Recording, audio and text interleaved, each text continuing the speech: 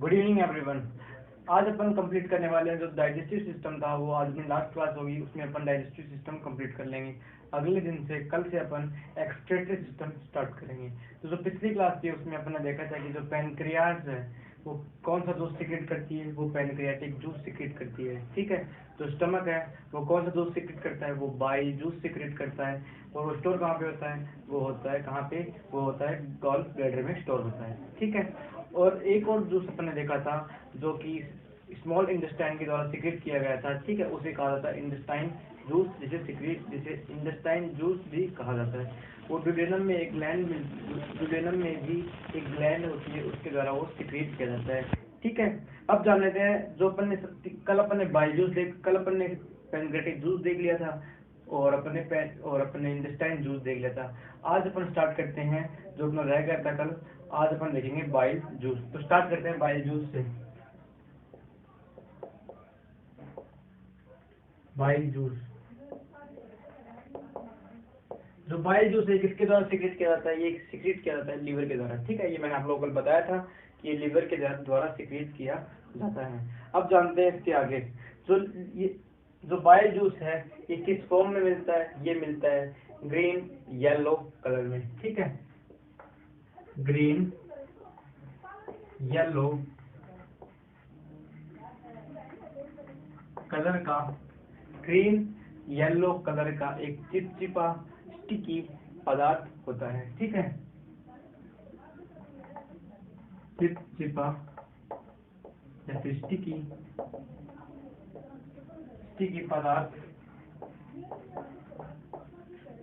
Liquid द्रव होता है। ठीक है। जो बाइल जूस है ये किस प्रकार का होता है, ग्रीन तथा येलो कलर का एक चिपचिपा लिक्विड या द्रव्य होता है। ठीक है। ये चिपचिपा एक लिक्विड होता है, किस कलर में होता है, ये होता है ग्रीन तथा येलो। अब जो इस बाइल जूस है इसका ग्रीन और येलो कलर किस वजह से होता है वो देख लेते हैं। जो ग्रीन कलर होता है वो किसकी वजह से होता है, वो होता है बिलीबैरडिन। जो ग्रीन कलर होता है वो किसकी वजह से होता है, एक पदार्थ होता है, एक पदार्थ मिलता है उसकी वजह से ये होता है। तो कौन सा पदार्थ है, वो होता है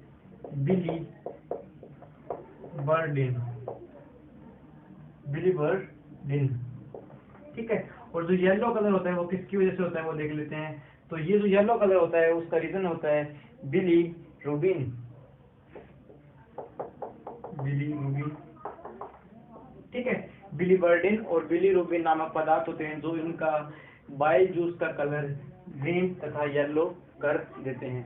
जो बिलीबर्डिन और बिलीरुबिन नामक जो ये क्या होते हैं, एक प्रकार के पिगमेंट होते हैं। पिगमेंट क्या करते हैं, ये कलर का कार्य करते हैं। ठीक है। ये क्या किस चीज का वर्क करते हैं, ये पिगमेंट का, ये कलर का कार्य करते हैं। कौन, पिगमेंट। तो ये दोनों क्या है, ये एक पिगमेंट है।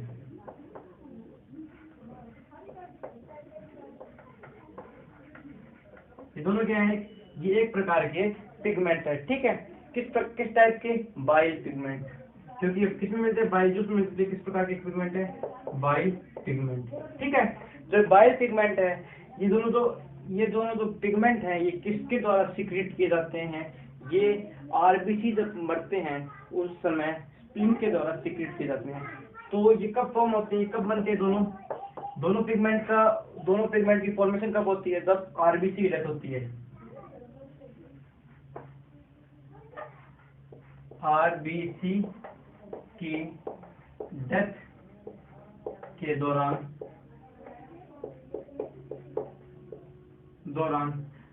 दोनों पिगमेंटों का निर्माण होता है। ठीक है। पता चला ये दोनों कब बनते हैं, दोनों पिगमेंट जो होते हैं किस टाइम बनते हैं, जब आरबीसी की डेथ होती रहती है।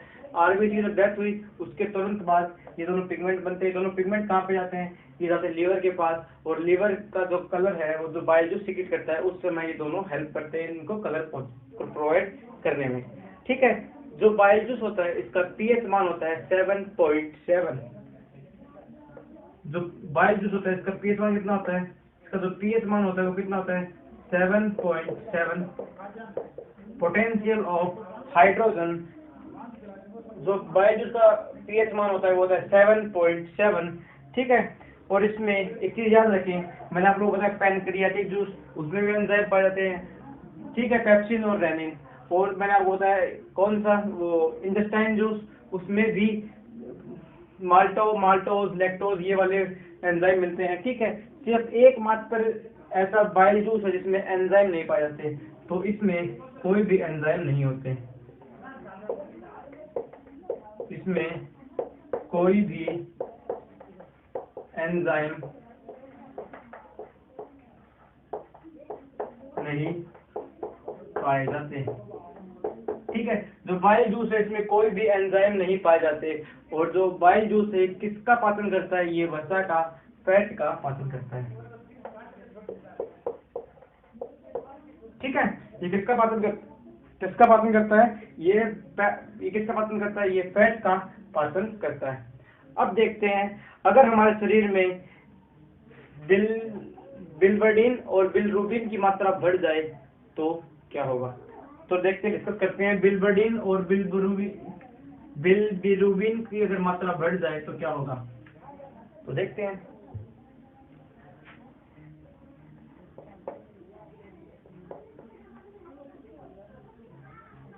बिलवर्डिन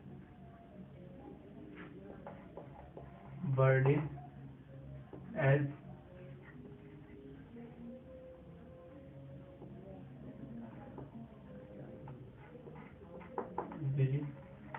बिलिरुबिन, अगर इन दोनों की हमारी बॉडी में मात्रा बढ़ जाए तो क्या होगा। सबसे पहले इनका अगर हमारे शरीर में अमाउंट कैसे बढ़ेगा, अगर आरबीसी की डेथ ज्यादा होगी, ठीक है। अगर आरबीसी की डेथ ज्यादा होगी तो इनकी मात्रा हमारी बॉडी में बढ़ेगी। आरबीसी की डेथ कब ज्यादा होगी, तब जब हमारा लीवर प्रॉपरली वर्क नहीं करेगा। तो लीवर नॉट वर्किंग प्रॉपरली, ठीक है। समझ में आया, हमारा जो लीवर है वो कार्य ठीक से नहीं कर रहा है, ठीक से कार्य नहीं करेगा तो वो आरबीसी ज्यादा डेथ होगी। अगर आरबीसी ज्यादा डेथ होगी तो उसमें बिलबिरिन और बिलिरुबिन नामक दो पिगमेंट है जिनका प्रोडक्शन ज्यादा होगा। अगर हमारे शरीर में ये लीवर ठीक से काम नहीं करेगा तो उस समय हमारी स्किन का कलर कैसा हो जाएगा, हमारे स्किन का कलर हो जाएगा येलो, ग्रीनिश येलो कलर का। तो उस समय लीवर ठीक से काम नहीं कर रहा है, ये दोनों पिगमेंट ज्यादा मात्रा में बन रहे हैं, तो हमारा जो स्किन है उसका कलर कैसा हो जाएगा, ग्रीनिश येलो। इस समय हमारा स्किन का कलर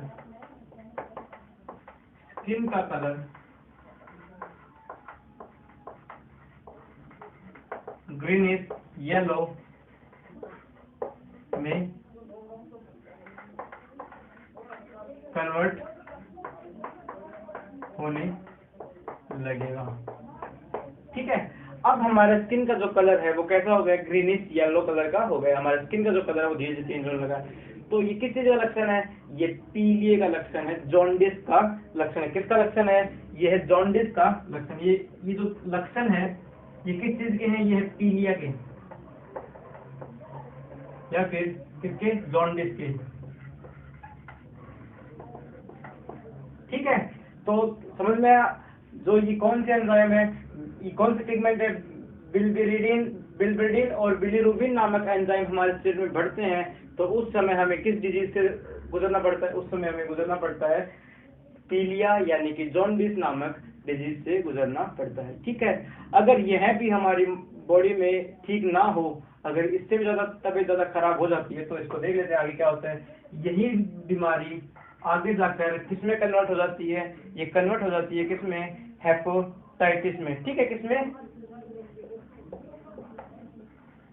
हेपेटाइटिस में कन्वर्ट हो जाती है, ठीक है।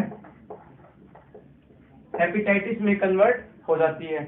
जो हेपेटाइटिस है ये किससे रिलेटेड है डिजीज, यह लीवर से रिलेटेड है ये डिजीज। तो लीवर की स्टडी को क्या कहा जाता है, उसे कहा जाता है हेपेटोलॉजी। ये जो डिजीज है हेपेटाइटिस ये किससे रिलेटेड है, ये लीवर से रिलेटेड है, ठीक है। और लीवर की स्टडी को भी क्या कहा जाता है? हेपेटोलॉजी। लीवर स्टडी में क्या कहा जाता है? लीवर के अध्ययन को कहा जाता है हेपेटोलॉजी। और ये हेपेटोलॉजी सेम टू सेम है किससे? हेपेटाइटिस डिजीज से। इससे अपन ये पता लगा सकते हैं कि ये डिजीज किससे संबंधित है? ये लीवर से संबंधित है। ठीक है। जो हेपेटाइटिस डे है ये कब बनाया जाता है? ये बनाया जाता है 28 जुलाई को। हेपेटाइटिस डे कब बनाया जाता है? ये बनाया जाता है 28 जुलाई को। ठीक है। तो आज अपना ये वाला जो बायोजूस का टॉपिक है ये कंप्लीट हुआ अपना। अब अपन चलते हैं आगे। अब तो कल एक छोटा सा पॉइंट और रह गया था अपना, वो भी अपन देख लेते हैं।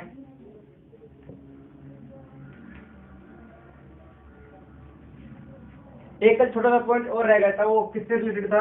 वो जब देख लीजिए एक बार। वो रिलेटेड था अपना कैल्शियम ऑक्जेलेट से। अपन गोल ब्लैडर के अंदर स्टोन हो जाते हैं, स्टोन की फॉर्मेशन होने लग जाती है। तो स्टोन है वो किससे बना होता है? वो बना होता है कैल्शियम ऑक्जेलेट नामक पदार्थ से बना होता है। किससे बना होता है? ये बना होता है stone calcium oxalate, calcium oxalate से मिलकर बना होता है। तो एक कैल्शियम ऑक्जेलेट है, ये आखिर में है क्या ये देखते हैं। तो इसको अलग करते हैं। तो कैल्शियम ये किस चीज से बना होता है? कैल्शियम ऑक्जेलेट ये बना होता है कैल्शियम प्लस ऑक्जेलिक एसिड। ठीक है। जो ये ऑक्जेलिक एसिड है ये किस चीज में पाया जाता है? ये पाया जाता है टमाटर और हरी मिर्च आदि में पाया जाता है। ठीक है। मोस्टली किसमें मिलता है? टमाटर, टोमेटो या फिर ग्रीन मिर्च। किन किन में पाया जाता है? ये टोमेटो में या फिर ग्रीन मिर्च में पाया जाता है। कौन सा? Oxalic acid. जो ऑक्जेलिक एसिड है ये हमारी डेली लाइफ में क्या करता है? क्या यूज है इसका? हमारी डेली लाइफ में यूज यह है कि यह शर्ट पे या फिर कपड़ों पे पड़े इंक के दाग को निकालने में यूज काम आता है। यह इंक के दाग को निकालने में काम आता है। ठीक है। इंक के अगर हमारे शर्ट के ऊपर इंक गिर जाती है तो उसको रिमूव किस सहायता से कर सकते हैं? तो ऑक्जेलिक एसिड की सहायता से हम उस इंक के दाग को रिमूव कर सकते हैं। ठीक है। अब चलते हैं आगे। अब बात करते हैं कहाँ पे? लार्ज इंटेस्टाइन में चलते हैं, क्योंकि अपन ने कल कहाँ से कंप्लीट कर लिया था? स्मॉल इंटेस्टाइन के विलियम तक अपन ने कंप्लीट कर दिया, विली तक हमने कंप्लीट किया था। अब चलते हैं लार्ज इंटेस्टाइन में। जो लार्ज इंटेस्टाइन है ये 3 भागों में डिवाइड रहती है। ठीक है। इसके 3 पार्ट होते हैं, इनके 3 ग्लैंड होती है इसमें।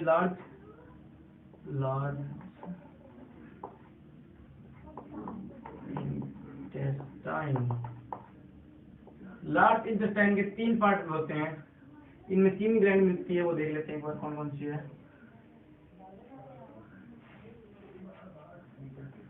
जो सबसे पहली है वो है सीकम। तो सबसे पहले पर डिस्कस करेंगे वो है सीकम। दूसरी है कोलन। पहली है सीकम, दूसरी है कोलन और तीसरा क्या है? वो है रेक्टम। ठीक है। अब जब देख लेते हैं सीकम के बारे में कुछ जान लेते हैं। जो सीकम है ये इसका फंक्शन क्या होता है? इस लार्ज इंटेस्टाइन में जो सीकम इसका फंक्शन क्या होता है? यह है स्मॉल इंटेस्टाइन और लार्ज इंटेस्टाइन को कनेक्ट करती है। पहला पॉइंट यह है लार्ज इंटेस्टाइन को स्मॉल इंटेस्टाइन से कनेक्ट करती है। ठीक है। सीकम का दूसरा कार्य क्या होता है? इसका यह कार्य होता है कि यह क्या करती है? स्मॉल इंटेस्टाइन से अनडाइजेस्टेड फूड को लार्ज इंटेस्टाइन तक लेकर आती है। लार्ज में कोलन तक पहुंचाती है। लार्ज इंटेस्टाइन स्मॉल इंटेस्टाइन से खाना उठाती है अनडाइजेस्टेड फूड को और कहाँ पहुंचाती है, कोलन तक पहुंचाती है। तो स्मॉल इंटेस्टाइन से अनडाइजेस्टेड फूड को लार्ज इंटेस्टाइन में कोलन तक पहुंचाती है। लार्ज इंटेस्टाइन में कोलन तक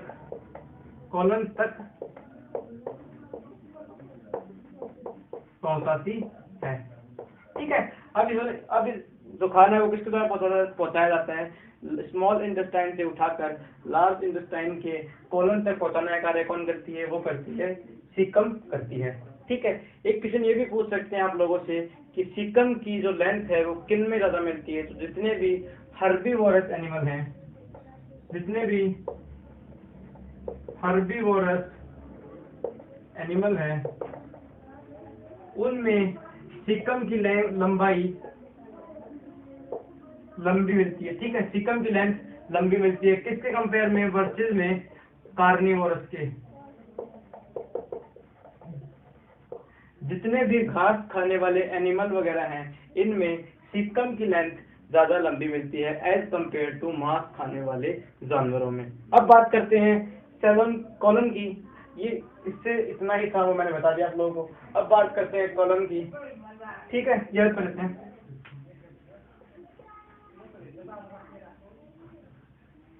अब बात करते हैं कॉलन की। तो ये क्या है, ये जो कॉलन है इसका फंक्शन क्या होता है, यह वाटर को अब्सॉर्ब करता है। यह वाटर को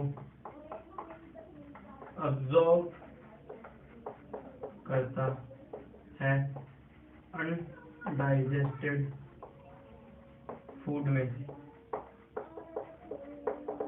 ठीक है, ये क्या करता है, ये कॉलन ये अनडाइजेस्टेड फूड जो होता है उसमें से अब्सॉर्ब कर लेता है वाटर को। ठीक है, जो वाटर को अब्सॉर्ब करता है ये किसके लिए करता है, तो ये ई कोलाई नामक बैक्टीरिया के लिए करता है। कॉलन के अंदर एक बैक्टीरिया मिलता है, कॉलन के अंदर एक बैक्टीरिया मिलता है। कौन सा, एक बैक्टीरिया मिलता है। ठीक है, उस बैक्टीरिया का नाम क्या है, ई कोलाई। जो ई कोलाई बैक्टीरिया है, ठीक है, इसके लिए ये पानी का अब्जॉर्प्शन करता है। कौन, कॉलन। तो ये क्या करता है, ये ई कोलाई जो है ये किसको प्रोटेक्शन देता है, ये प्रोटेक्शन देता है लार्ज इंटेस्टाइन को।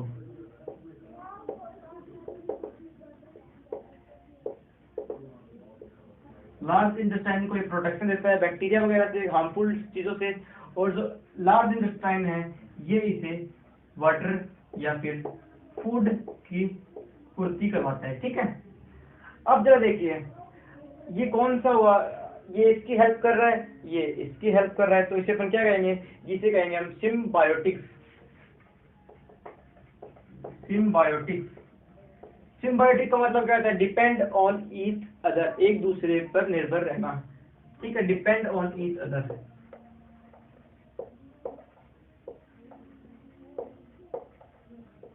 अब जो देखते हैं किस प्रकार से ये क्या कर रहा है, ये इसे प्रोटेक्शन दे रहा है। किससे, हार्मफुल चीजों से। ठीक है, हार्मफुल चीजों से लार्ज इंटेस्टाइन को प्रोटेक्शन दे रहा है। कौन, ई कोलाई बैक्टीरिया। और जो लार्ज इंटेस्टाइन है ये क्या कर रहा है, ये इसे खाना दे रहा है, भाई तू मेरी मदद कर मैं तेरी मदद करता हूँ। बात सीधी सी है। अगर हमारे शरीर के अंदर ई कोलाई बैक्टीरिया की कमी हो जाए, अगर ये खत्म हो जाता है हमारी बॉडी के अंदर, तो क्या होता है, तो वाटर का जो कोलन है ये वाटर का अब्जॉर्प्शन नहीं करेगा। क्यों करेगा भाई वाटर का अब्जॉर्प्शन, जितना है उतना स्टोर हो गया, अब कहाँ से आएगा, क्योंकि ये यूज तो ई कोलाई तो नामक बैक्टीरिया खत्म हो चुका है। ध्यान से सुने, जो ई कोलाई बैक्टीरिया है वो हमारी बॉडी के अंदर अब नहीं है। अब मान लीजिए अब नहीं है, अब जितना लिमिट तक वो स्टोर कर सकता है जो कोलन है वो स्टोर करेगा। पानी का अब्जॉर्प्शन किया, अब अब्जॉर्ब कहाँ करेगा, जो काम में ही नहीं ले रहा इसको, जो काम में लेने वाला था वो काम में ही नहीं ले रहा। तो ये क्या करता है, ये जो कोलन है ये अब्जॉर्प्शन बंद कर देता है। अब्जॉर्प्शन बंद करने के बाद जो कोलन है वो अनडाइजेस्टेड फूड के साथ, अनडाइजेस्टेड फूड प्लस वाटर को कहाँ तक पहुंचाता है, रेक्टम तक पहुंचा देता है। कहाँ तक पहुंचा दिया, अब इसको पहुंचा दिया गया रेक्टम के तक। तो रेक्टम क्या करेगा, इसे वो क्या कर रहा है, वो उसको क्या कर रहा है, रेक्टम को वो वेस्ट प्रोडक्ट को एनएस के थ्रू बाहर इंजेक्ट कर देता है। ठीक है, तो इस जो अनडाइजेस्टेड जो water plus undigested food water के फॉर्म में बाहर निकलते हैं उसे अपन कहते हैं क्या कहा जाता है, उसे कहा जाता है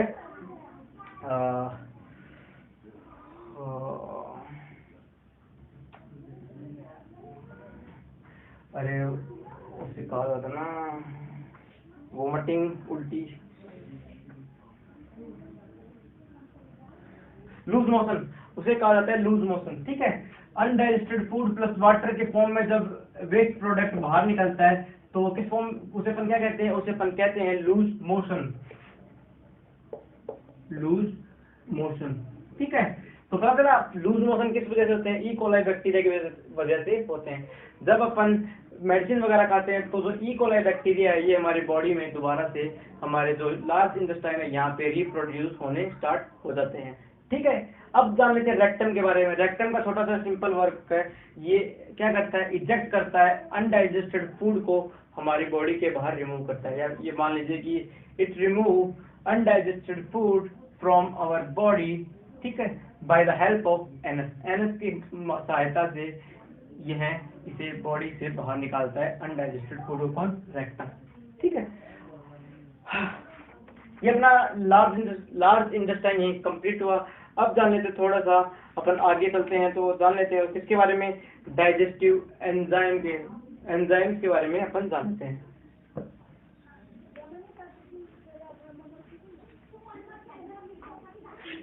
सारी कंप्लीट हो गई अपना। अब अपना जो पार्ट, अब अपन अगली क्लास में जो डिस्कस करेंगे वो करेंगे एक्सक्रीटरी सिस्टम। ठीक है, उससे पहले अपन जान लेते हैं किसके बारे में, जो एंजाइम वगैरह यूज होते हैं डाइजेस्टिव एंजाइम, उनके बारे में अपन देख लेते हैं। वैसे तो मैंने आप सभी लोगों को साथ साथ में लिखवाए थे, पर ये पर्टिकुलर टॉपिक है जिससे क्वेश्चन, एक दो क्वेश्चन पक्के एग्जाम में पूछे जाते हैं, तो अपन इसको देख लेते हैं। ठीक है, तो स्टार्ट करते हैं डाइजेस्टिव एंजाइम।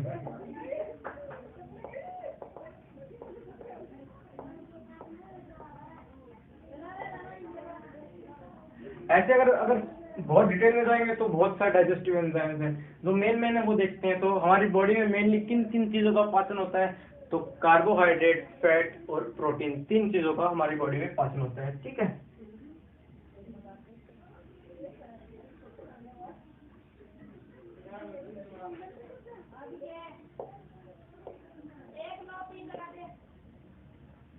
कार्बोहाइड्रेट, सबसे पहले कार्बोहाइड्रेट देखते हैं, फिर फैट है, फिर प्रोटीन, तीन है। ठीक है, सबसे पहले कार्बोहाइड्रेट का देखते हैं। मैंने आप लोगों को बताया था मोनोसैकेराइड, पॉलीसैकेराइड और डाइसैकेराइड, ये तीन प्रकार के होते हैं, मोनो, डाई और पॉलीसैकेराइड। ठीक है, जो पॉलीसैकेराइड होता है ये एक कॉम्प्लेक्स फॉर्म में होता है। ठीक है,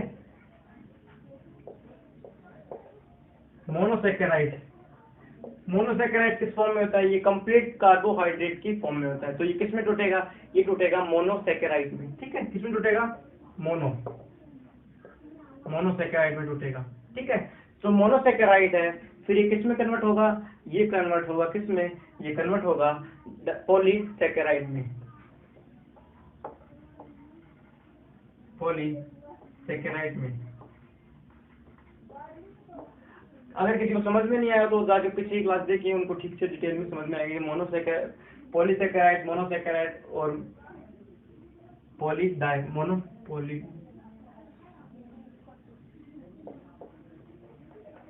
पॉलीसैकेराइड किस में टूटेगा, ये टूटेगा मोनोसैकेराइड में। और मोनोसैकेराइड किस में टूटेगा, ये टूटेगा मोनो किस में, पॉलीसैकेराइड, डाइसैकेराइड में। और डाइसैकेराइड किस में टूटेगा, ये टूटेगा पॉलीसैकेराइड में। ठीक है,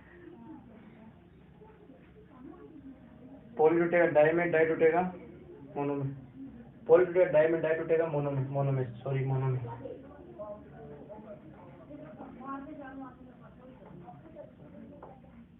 ठीक है, एक बार देख लीजिए पॉली कौन सा है। जो मोनोसैकेराइड है ये बनता है एक ग्लूकोज से, वन ग्लूकोज। ठीक है, जो डाइसैकेराइड है ये बनता है ग्लूकोज प्लस ग्लूकोज से। जो पॉलीसैकेराइड है ये बनता है two glucose plus two glucose, दो ग्लूकोज मिलकर पॉलीसैकेराइड का निर्माण करते हैं। डाइसैकेराइड में दो ग्लूकोज मिलकर डाइसैकेराइड का निर्माण करते हैं। और मोनोसैकेराइड के अंदर एक ग्लूकोज ही मोनोसैकेराइड कहलाता है, सिंगल ग्लूकोज। इसमें ग्लूकोज दो ग्लूकोज, इसमें दो ग्लूकोज प्लस दो ग्लूकोज मिलकर पॉलीसैकेराइड का निर्माण करते हैं। अब देखते हैं इनमें कौन कौन से एंजाइम इनको तोड़ने का फंक्शन कंप्लीट करते हैं। ठीक है, तो देखते हैं। तो पॉलीसैकेराइड है, ठीक है, ये किस फॉर्म में देखते हैं, पॉलीसैकेराइड, स्टार्च। याद रखें, जो पॉलीसैकेराइड है किसका एग्जांपल है, स्टार्च का।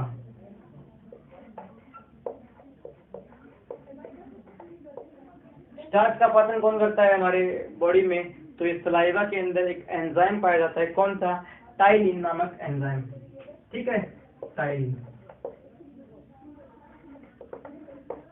यहाँ पे स्टार्च को किसमें तोड़ा जाएगा? डाइसैकेराइड में तोड़ा जाएगा। ठीक है, 2 ग्लूकोज की फॉर्म में तोड़ा जाएगा। तो स्टार्च से कुछ याद आया?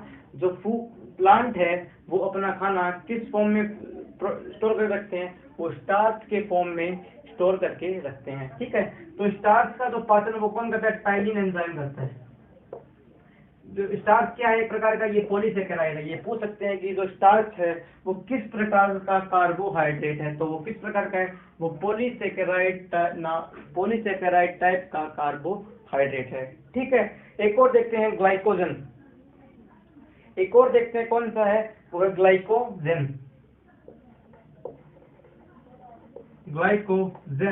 ग्लाइकोजन को कौन तोड़ता है? ग्लाइकोजन को तोड़ने का काम कौन करता है? ये कौन करता है?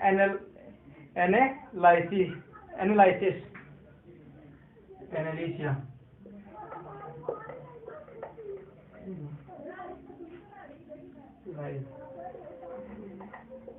ठीक है, जो एनालाइज एंजाइम है ये कहाँ पे पाया जाता है? ये पाया जाता है पैनक्रियाटिक जूस में।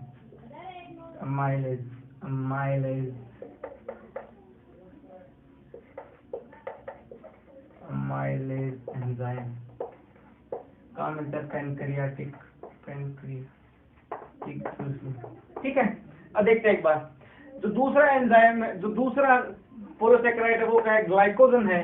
जो ग्लाइकोजन है इसका पाचन किसके द्वारा किया जाता है? इसका पाचन किया जाता है अमाइलेज नामक एंजाइम के द्वारा। जो अमाइलेज एंजाइम है ये कहाँ पे पाया जाता है? ये पाया जाता है पैनक्रियाटिक जूस में। जो पैनक्रियाटिक जूस है इसका सिक्रेशन कौन करता है? इसका सिक्रेशन किया जाता है पैनक्रियाज के द्वारा। ठीक है, अब ये हो गए पॉलीसेकेराइड के। अब देखते हैं कि डाइसेकेराइड से किस प्रकार से मोनोसेकेराइड में किस एंजाइम की हेल्प से टूटते हैं, तो जानते हैं। अब देखते हैं डाइसेकेराइड से किस प्रकार से किस एंजाइम की हेल्प से मोनोसेकेराइड में तोड़ते हैं। डाई से किस प्रकार से मोनो में तोड़ते हैं, कौन सा एंजाइम इसमें हेल्प करता है, तो जानते हैं। माल्टोज, सुक्रोज और लैक्टोज। डाइसेकेराइड कौन से फॉर्म है? माल्टोज, सुक्रोज और लैक्टोज। ठीक है, ये किसके एग्जाम्पल है? ये डाइसेकेराइड के एग्जाम्पल है। डाइसेकेराइड कार्बोहाइड्रेट के ये एग्जाम्पल है। तो इनको कौन सा एंजाइम इनको मोनोसेकेराइड में कन्वर्ट करता है, तो वो देखते हैं। ठीक है, तो इसका जो पहला है माल्टेज, सुक्रेज और लैक्टेज। माल्टोज को कौन तोड़ता है? माल्टेज। सुक्रोज को कौन तोड़ता है? सुक्रेज। और लैक्टोज को कौन तोड़ता है? लैक्टेज। ये क्या है? तीनों एंजाइम है।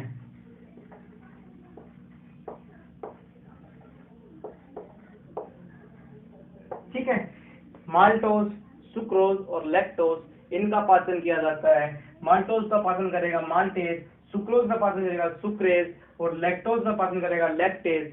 और जो तीनों एंजाइम हैं ये कहाँ पे पाए जाते हैं? ये पाए जाते हैं स्मॉल इंटेस्टाइन में। कहाँ पे?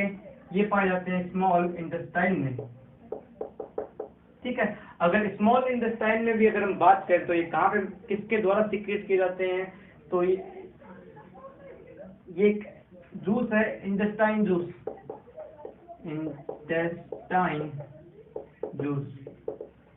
ठीक है, इंटेस्टाइन जूस में ये माल्टेज, सुक्रेज और लैक्टेज नामक एंजाइम पाए जाते हैं। जो इंटेस्टाइन जूस है किसके द्वारा सीक्रेट किया जाता है? ये सीक्रेट किया जाता है स्मॉल इंटेस्टाइन के द्वारा। ठीक है, स्मॉल इंटेस्टाइन के द्वारा ये जूस सीक्रेट किया जाता है। अगर स्मॉल इंटेस्टाइन में भी अगर हम बात करें तो ड्यूडेनम नामक ग्लैंड होती है। ठीक है, स्मॉल इंटेस्टाइन में ग्लैंड होती है, इसका नाम क्या है? ड्यूडेनम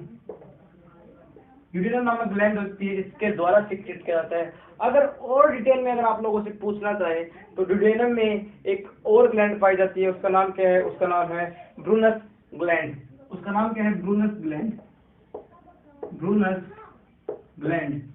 जो ब्रूनस ग्लैंड है वो इंटेस्टाइन जूस का सिक्रेशन करती है। ठीक है, अब बात करते हैं कार्बोहाइड्रेट अपना कंप्लीट हुआ। कार्बोहाइड्रेट में कौन कौन से प्रोटीन हेल्प करते हैं, एंजाइम हेल्प करते हैं, वो मैंने आप लोगों को बताया। अब चलते हैं आगे। कार्बोहाइड्रेट के बाद अगर हम बात करते हैं फैट की, फैट है इसका पाचन कौन करता है? तो फैट है इसका पाचन किया जाता है लाइपेज के द्वारा। लाइपेज के द्वारा इसका पाचन किया जाता है। ठीक है, तो देखते हैं किस प्रकार से। जो लाइपेज है ये कहाँ पे पाया जाता है? ये पाया जाता है पैनक्रियाटिक जूस में। ठीक है, कहाँ पे पाया जाता है? ये लाइपेज जो है ये कहाँ पे मिलता है? ये मिलता है पैनक्रियाटिक जूस में। अगर अपन घी की फैट की बात करते हो, नॉर्मल डालडा की, देसी की, जो भी हो, वो उसका पाचन कौन करता है? लाइपेज नामक एंजाइम इसका पाचन करता है। लाइपेज क्या है? एंजाइम है। ठीक है, लाइपेज एंजाइम फैट का पाचन करता है। तो लाइपेज एंजाइम में कहाँ में पाया जाता है? ये पैनक्रियाटिक जूस में पाया जाता है। और पैनक्रियाटिक जूस का सिक्रेशन कौन करता है? इसका सिक्रेशन किया जाता है पैनक्रियाज के द्वारा। ठीक है, आगे चलते हैं। अगर आपसे पूछ ले कि फैट का सबसे अधिक पाचन या फिर जो सबसे अधिक पाचन कौन करता है, तो इसका पाचन किया जाता है लीवर के द्वारा। ये अगर पूछ ले आप लोगों से कि सबसे अधिक पाचन कौन करता है फैट का हमारी बॉडी में, तो वो करता है लीवर। ठीक है, बाइल जूस सिक्रेट करके इसका पाचन किया जाता है, जिसमें एक भी एंजाइम नहीं पाया जाता है। मैंने आप लोगों को अभी बताया वो किस कलर में होता है? ग्रीन, येलोइश ग्रीन कलर का होता है, उसमें पिगमेंट होता है। उन दोनों को मैंने आप लोगों के साथ डिस्कस किया। उसके डिजीज के बारे में बताया कि लूज मोशन उसकी वजह से होते हैं। अब बात करते हैं प्रोटीन की। अब बात करते हैं प्रोटीन एंजाइम। प्रोटीन को पचाने के लिए कौन कौन से एंजाइम होते हैं? तो प्रोटीन की अगर हम बात करें तो प्रोटीन सबसे पहले किस में ब्रेक डाउन होता है? वो होता है पेप्टाइड में। Protein converted into peptide. ठीक है, प्रोटीन किस में टूटेगा? पेप्टाइड में टूटेगा। तो इसको पेप्टाइड में तोड़ने का काम किसका होता है? पेप्सिन और रेनिन नामक एंजाइम का कार्य होता है। तो इसको तोड़ेगा कौन? पेप्सिन और रेनिन। पेप्सिन और रेनिन नामक दो एंजाइम पाए जाते हैं, वो इन दोनों को प्रोटीन को पेप्टिन में कन्वर्ट करेगा। ठीक है, जो ये पेप्सिन और रेनिन नामक एंजाइम है ये कहाँ पाए जाते हैं? ये स्टमक के गैस्ट्रिक जूस में पाए जाते हैं। ठीक है, ये कहाँ पाए जाते हैं एंजाइम? ये पाए जाते हैं स्टमक के गैस्ट्रिक जूस में। मैंने आप लोगों को बताया था गैस्ट्रिक जूस में क्या होता है? पेप्सिन, रेनिन, एचसीएल और वाटर। जो वाटर होता है गैस्ट्रिक जूस में वो 95 टू 97% ऑफ वाटर का उसमें मतलब किससे बना होता है? जो पानी की मात्रा होती है इसमें गैस्ट्रिक जूस में वो 95 से 97% इसमें पानी ही होता है। और इसका पीएच मान होता है 1.2। ठीक है, इसीलिए इसको एसिडिक कहा जाता है। अब जानते हैं जो रेनिन है ये किसका पाचन करता है? दूध में प्रेजेंट कैसीन नामक प्रोटीन का पाचन करते हैं। जिसमें मिल्क में कैसीन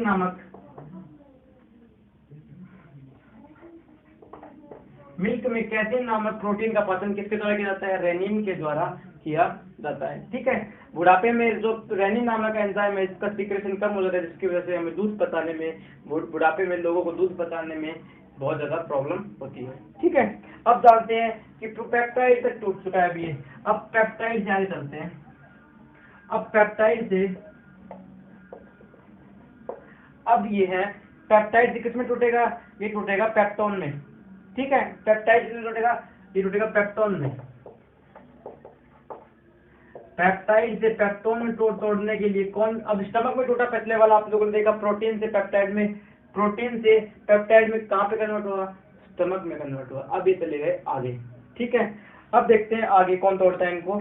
तो एक जो पेप्टाइड को पेप्टोन में कन्वर्ट करेगा उसके लिए एक एंजाइम होता है। उस एंजाइम का नाम क्या है? उसका नाम है ट्रिप्सिन। क्या नाम है उसका? ट्रिप्सिन।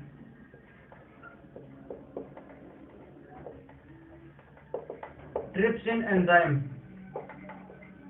ठीक है, ये ट्रिप्सिन नामक जो एंजाइम है ये कहाँ पे पाया जाता है? ये पाया जाता है पैनक्रियाटिक जूस में।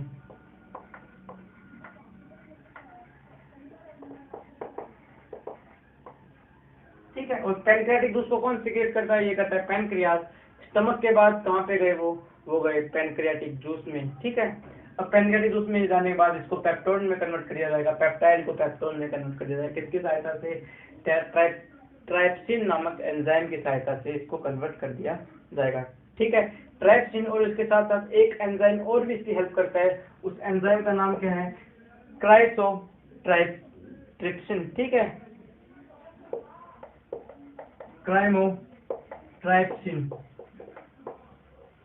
क्राइमोट्राइप्सिन नामक एंजाइम भी इसमें हेल्प करता है। अब चलते हैं पेप्टोन में हो गया। पेप्टोन से किस प्रकार से अमीनो एसिड में कन्वर्ट होता है वो देखते हैं। अमीनो एसिड में, हाँ। अब पेप्टोन से किस में कन्वर्ट होगा?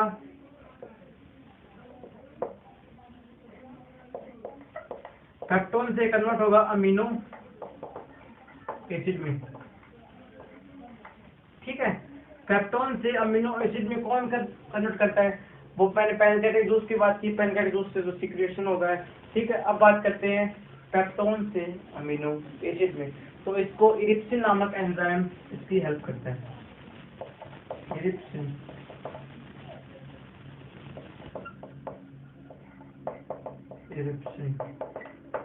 एंजाइम, ठीक है। इरिप्सिन नामक एक एंजाइम होता है जो पेप्टोन को अमीनो एसिड में कन्वर्ट करता है। और जो इरिप्सिन नामक एंजाइम है कहाँ पे पाया जाता है? ये पाया जाता है स्मॉल इंटेस्टाइन में, ठीक है, या फिर बोल दे इंटेस्टाइन जूस में।